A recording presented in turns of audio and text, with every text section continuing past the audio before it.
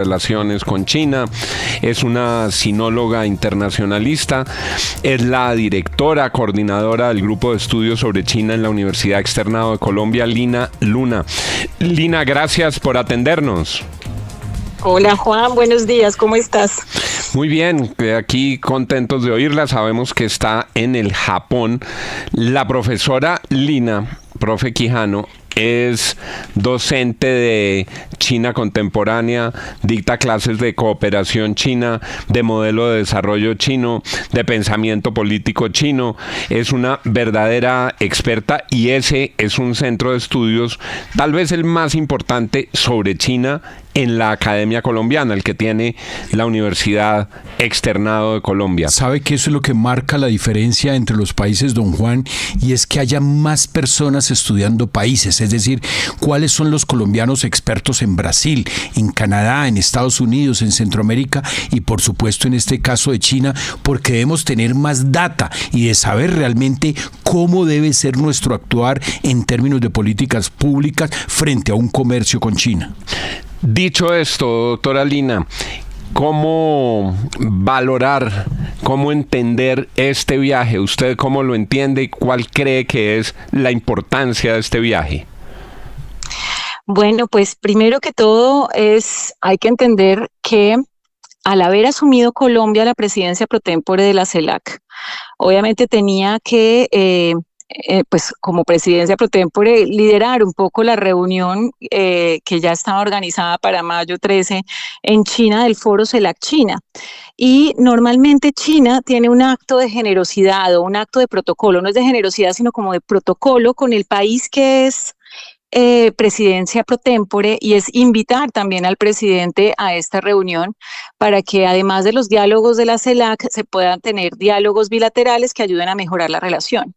Entonces Colombia realmente está siendo, o sea, el presidente Petro está siendo invitado básicamente bajo este protocolo tradicional que ejerce China en el foro CELAC China, y es realmente una oportunidad de oro que desafortunadamente no estábamos listos para ver, ¿no? Entonces es un viaje supremamente importante tanto para América Latina como para Colombia en una coyuntura de tensión hemisférica gigantesca, en un momento en que la historia está cambiando de manera apresurada y que desafortunadamente nos fuimos más improvisados que preparados a esta reunión.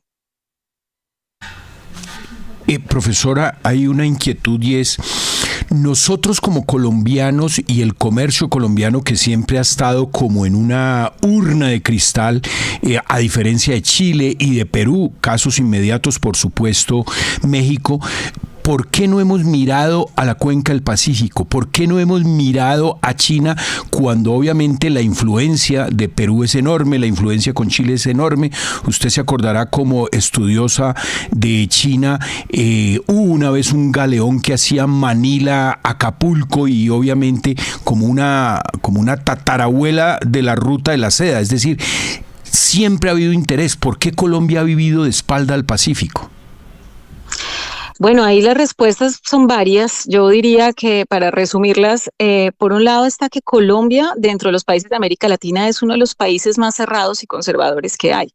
Colombia nunca estuvo particularmente abierto a la migración. Colombia, una forma coloquial de decirlo, es que tiene una especie de clasismo en sus relaciones exteriores, más infundado que justificado, en el que consideró en algún momento que la opción era mirar al norte, ¿no? a Estados Unidos, que en ese momento tenía sentido, era una economía pujante que estaba saliendo adelante, era un ejemplo a seguir, digamos, para Colombia en ese momento. Y luego no nos dimos cuenta de que el mundo estaba cambiando, básicamente. Todavía no nos hemos dado cuenta, todavía porque el mundo se mantenga como estaba, y dejamos de pensar estratégicamente, es decir, las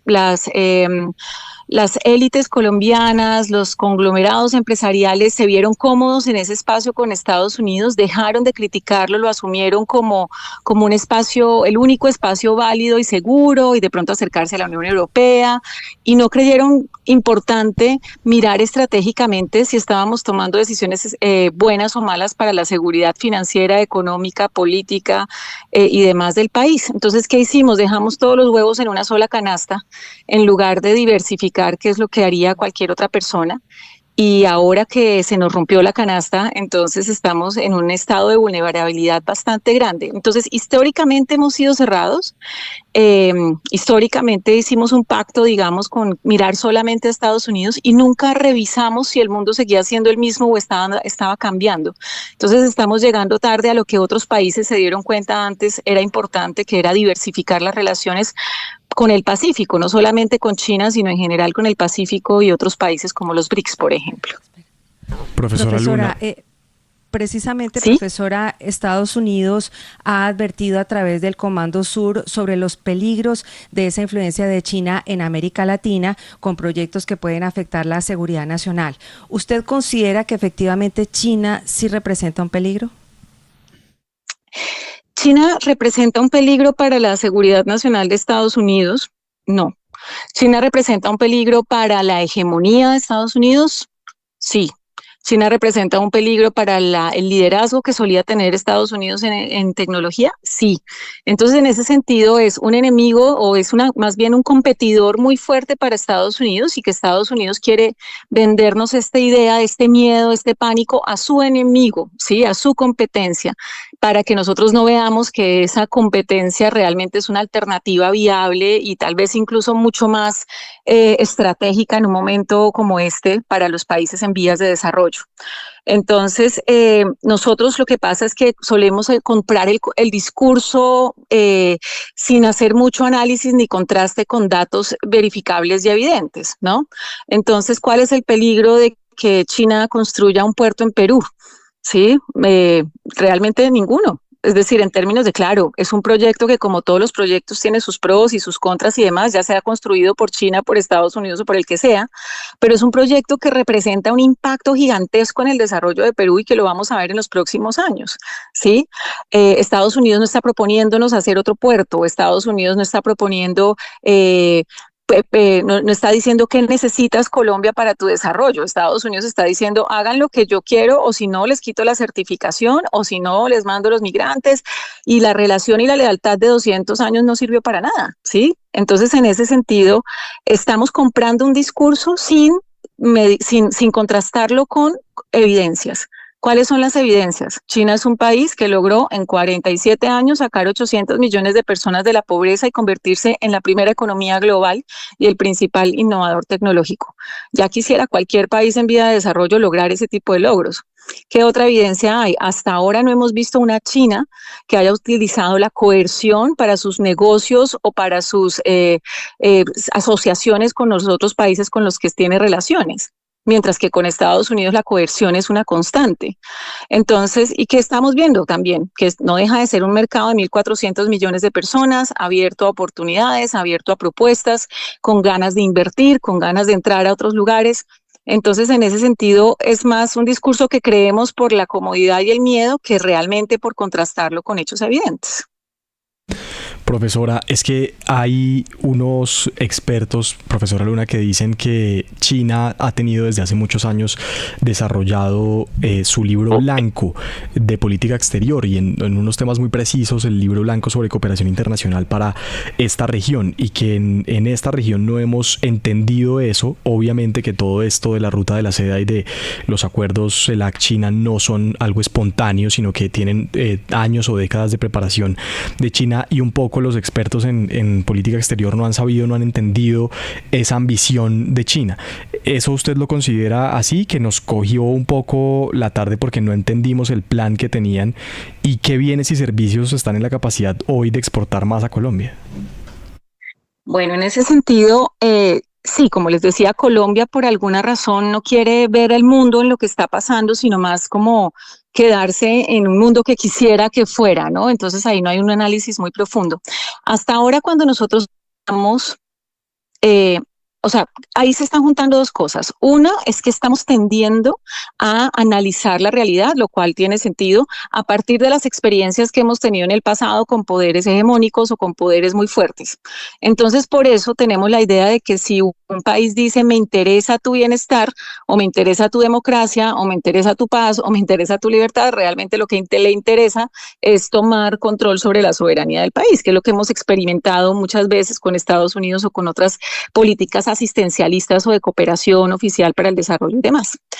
Y resulta que cuando hemos hecho análisis y existen estos estudios, es muy difícil creerlo, pero resulta que China tiene una coherencia del 90% entre lo que dice que va a hacer y lo que hace. Entonces, ¿qué quiero decir con esto? Que estamos acostumbrados a que los gobiernos mienten respecto a sus verdaderas intenciones y resulta que tenemos un país que es muy claro y directo en sus intenciones y queremos desconfiar de lo que ese país nos está diciendo a pesar de que es claro y directo en sus intenciones. Entonces, en ese sentido, ni vimos el libro blanco ni lo leímos, pero sobre todo lo que pasa es que cuando China dice, a ver, quiero tener relaciones gana-gana contigo, la respuesta es que yo no creo que eso sea real, fijo, lo que tienen es un interés detrás de esto y lo otro, cuando el pensamiento debería ser más bien, ¿qué necesito yo para tener una postura estratégica en esas negociaciones gana-gana? Porque el problema de las negociaciones tradicionales es que más bien es una imposición, le ofrezco esto, lo acepta sí o no en estos términos, y entonces no estamos acostumbrados a pedir lo que necesitamos porque realmente no sabemos bien qué necesitamos. O sea, ni siquiera podemos determinar cuál es el modelo de desarrollo del país para que sepamos si lo que nos sirve más son aeropuertos, carreteras, puertos, investigación o explotación petrolera. O sea, no tenemos ni idea porque no está claro el camino de desarrollo del país. Dicho esto, ¿qué oportunidades nos da China en este instante? Bastantes. China es un mercado abierto en este momento. Por ejemplo, China se está abriendo bastante al café. Una taza de café de mala calidad en China se está vendiendo por $5 o $6 la taza. Eso significa que el sueño del que siempre han hablado varios presidentes de que si todos los chinos se tomaran una taza de café seríamos millonarios, pues ahora está haciéndose realidad y Colombia no tiene presencia casi en ese mercado de café en China.